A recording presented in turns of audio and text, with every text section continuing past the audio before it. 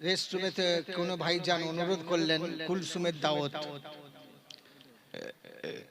তা কুলসুমের দাওয়াত তো 1 ঘন্টার সাবজেক্ট, 1 ঘন্টার সাবজেক্ট। আপনারা বুঝতে পারছেন কুলসুমের দাওয়াত বলতে কোনটা জানেন? আপনারা শুনেছেন আপনারা কুলসুমের বাড়ির দাওয়াত, হ্যাঁ এতেই বুঝেই নিয়েছি। হাই কে খেলো না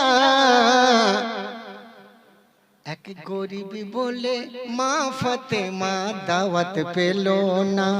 সুবহানাল্লাহ। গরিবী বলে মা ফাতেমা দাওয়াত পেলো না। কুলসুমের বাড়ির দাওয়াত হাই কে খেলো না। গরিবী বলে মা ফাতেমা দাওয়াত পেলো না। এক গরিব বলে মা ফাতেমা দাওয়াত পেলো না। এই গজলটার অনুরোধ করছে, মানে এই ঘটনাটার আর কি। গজলের সঙ্গে কিছু কথা কিছু ছন্দ ক্যাসেটে আজ থেকে মনে হয় 22-23 বছর আগের সাবজেক্ট বলেছিলাম, মা ফাতেমার সংসার ভলিউম নাম্বার 3। সেইটা আজকে অনুরোধ করছে। যেগুলো আমার সাবজেক্ট আমাকে অনুরোধ করে, আমাকে আনন্দ লাগে, ভালো লাগে, তো বলবো। কিন্তু কিন্তুটা হচ্ছে কি, তাহলে কবরে কেউ যাবে সাথে? যাবে না। আমি এখানে প্রথম এসেছিলাম, এই জলসার নাকি উদ্বোধন করেছি আমি, মনে নেই কমিটি মিথ্যে বলছে কি সত্য বলছে, হয়তো আমাকে খুশি করার জন্য বলছে। এ বলছে সত্য, মানে চোরের সাক্ষী মাতাল। যদি তাই হয় তো আলহামদুলিল্লাহ, বাড়তি পাওনা। আচ্ছা, এই কবরস্থান আপনারা তিল তিল করে দিতে দিতে দিতে দিতে আল্লাহর রহমতে কতটা হয়েছে? 13 কাঠা জায়গা হয়ে গেছে। আর একটু কিছু দিলেই, সামান্য কিছু দিলেই ইনশাআল্লাহ আল্লাহর রহমতে ওটা 1 বিঘেতে পরিণত হয়ে যাবে। তো তিল তিল দানে তাল হয়ে যায়। কোন কবরে কে যাবে বলা তো যায় না। আমি যখন প্লেনে যাই কোথাও প্রোগ্রামে, মেঘের উপরে যখন প্লেনটা যায় তখন দেখে মনে হয় যে সারা আসমান সব আমার। কারণ শুধু আসমান দেখা যায়, নীল আসমান, মেঘ, কুয়াশা, বৃষ্টি এসব তো নিচে, এর উপরে প্লেনটা ওঠে, উঠতে থাকে। তখন উপরের দিক তাকিয়ে মনে হয় সবই আমার, ফাঁকা জায়গা, ধু ধু পরিষ্কার। তো গত কয়েকদিন আগে আমার আসামে প্রোগ্রাম ছিল, আমার এই ছাত্রীর দাদাও আমার সাথে গিয়েছিল, রিয়াজ। ও গিয়েছিল, আবার প্লেনে বসে বসে কিছু ভিডিও করেছে। রিয়াজ পরিচিত যারা আছেন চাইলেও দিয়ে দেবে। তো আমার ভাইয়েরা, বন্ধুরা, বলতে চাইছি এটাই যে কোন কবরস্থানে কার মঞ্জিল হবে, কে মাটি নেবে, কেউ আমরা জানি না। সেজন্য এই কবরস্থান আমার কবরস্থান, এই কবরস্থান আপনার কবরস্থান। আপনি যতই নিজস্ব পার্সোনাল একটা করে রাখুন না কেন, কিন্তু আল্লাহ যদি এই জায়গার মাটি থেকে আপনাকে সৃষ্টি করে থাকেন, আপনার মাইয়তটা, আপনার মরদেহটা, আপনার লাশটা এই মাটিতেই আসবেই, যে কোনো প্রকারে আসবে, লাভ ভাড়া করেও আসবে। কারণ আল্লাহ পাক যখন বান্দাদেরকে সৃষ্টি করবেন মনে করলেন, তাহলে দুনিয়ার কিছু মাটির প্রয়োজন বোধ করলেন।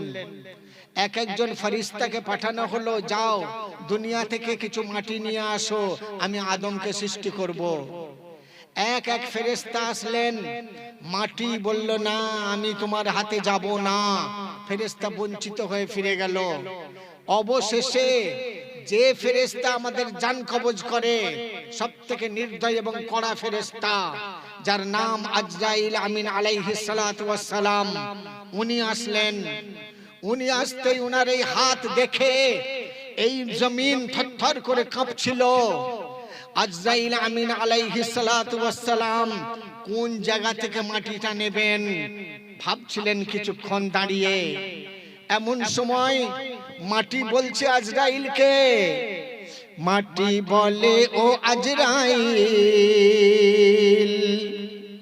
যাব না তোমার হাতে আমি, বলে এই মাটি। কেন?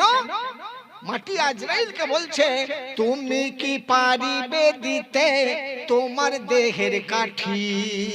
হে আজরাইল, আমি মাটি যদি দাবি করি, তোমার একটা পাঁজরের কাঠি খুলে নিতে চাই, তুমি কি দেবে? দেবে না। তাহলে আমার কাছ থেকে যে তুমি চাইছো, আমার কি কষ্ট হবে না আজরাইল? তখন আজরাইল আমিন আলাইহিস সালাতু ওয়াস সালাম অত নির্দয় হয়ে, অত পাষাণ হৃদয়বান হয়েও এই মাটির কাছে সিলিন্ডার হলো।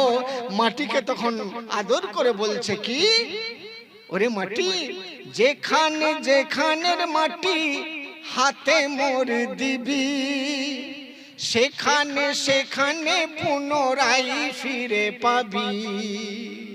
আমার এই হাতের মধ্যে যে যে জায়গার মাটি আসবে, মনে করুন উদাহরণ, ইউটিউবে অসুবিধা হবে, মনে করুন না ইউটিউবারদের অসুবিধা হবে, আর তারপর যখন এরা চ্যানেলে বার করবে তখন দেখবেন খালি আসলাম হাবিবের মুখ দেখতে পাওয়া যায় না, খালি পেট দেখা যাচ্ছে, তখন তো বিরক্ত লাগবে। কি করব বলুন? ওরা বলবে ঠিক আছে জি, ওদের সুবিধা হচ্ছে না। আমি বুঝি, যদিও আমার নিজের কোনো চ্যানেল নেই। কেন করি না জানো? আমি যে নিজস্ব কোনো চ্যানেল খুলি না, ও তো ভালো একটা রোজগার হতো, করি না। কেন? আসলাম হাবিবকে লোক না চাইলেও 40,000 টাকা দেয়, কিন্তু আমার এই ভাইরা বেকার শিক্ষিত ভাই, এরা কাজ কাম পায় না, কি করবে? ওরা একটু করে খায়, খাক, ইসলামের প্রচারও হচ্ছে, ওদের দুটো পয়সা হাত খরচাও হচ্ছে। এজন্য আমি নিজস্ব চ্যানেল আজও পর্যন্ত বানাইনি। যা হোক, তো এদের কথাও আমাকে একটু ভাবতে হয়, জানেন। তা যেটা বলতে চাইছিলাম, আচ্ছা এদের জন্য কি আপনাদের কারো ডিস্টার্ব হচ্ছে? হচ্ছে না তো? ঠান্ডায় সব পকেটে যে জমে গেছে না হাত দুটো দিয়ে, এই হাত তুলে না বলবার মতন মানসিকতা নেই। আশা করি আপনাদের অসুবিধা এরা করছে না। যাক, তাহলে কি বলছে আজরাইলের সাথে মাটির কথা হচ্ছে, যেখানে যেখানের মাটি হাতে মোর দিবি, সেখানে সেখানে পুনরায় ফিরে পাবি। সুবহানাল্লাহ। এই শুনে মাটি তখন ভাবছে, সত্যি আজরাইল, তাহলে তোমার হাতে দিচ্ছি বটে আমার অঙ্গ কেটে, কিন্তু আমি অপেক্ষায় আছি, আমার কাছে তাড়াতাড়ি পূর্ণ করে দিও। তাহলে যে মাটি থেকে আমার বদন সৃষ্টি হয়েছে আমি জানি না, যিনি সৃষ্টি করেছেন তিনি জানেন। তাই আমার মাইয়েরটা, আমার লাশটা ঠিক সেই জায়গাতেই দাফন করা হবে। তাহলে আজ সরবেরিয়া গ্রামের যে কবরস্থানের উপলক্ষে আজকের এই জলসা, এই সরবেরিয়া কবরস্থানে কে কে আমরা যাব বলতে পারি না বন্ধু, বলতে পারি না গো। প্লেনের উপরে উঠলে যেমন সারা দুনিয়া আমার মনে হয়, মাটির নিচে যখন চলে যাব সারা মাটির নিচেগুলো আমার মনে হবে। সেই মঞ্জারটা দেখলে মনে হবে সরবেরিয়া লেখা নেই, সেখানে তমলুক লেখা নেই, সেখানে হলদিয়া লেখা নেই, সেখানে কাঁথি লেখা নেই, সব সমান হয়ে গেছে, সব সমান। সুতরাং এই কবরস্থান, সরবেরিয়ার কবরস্থান মনে না করে আমার কবরস্থান মনে করে আমাকে কিছু সাহায্যের হাত বাড়িয়ে দিতে হবে। বাবু, যারা দাওয়াত করতে গিয়েছিল সেগুলো কই? আপনি গিয়েছিলেন তো, আপনাকে কি বলা ছিল?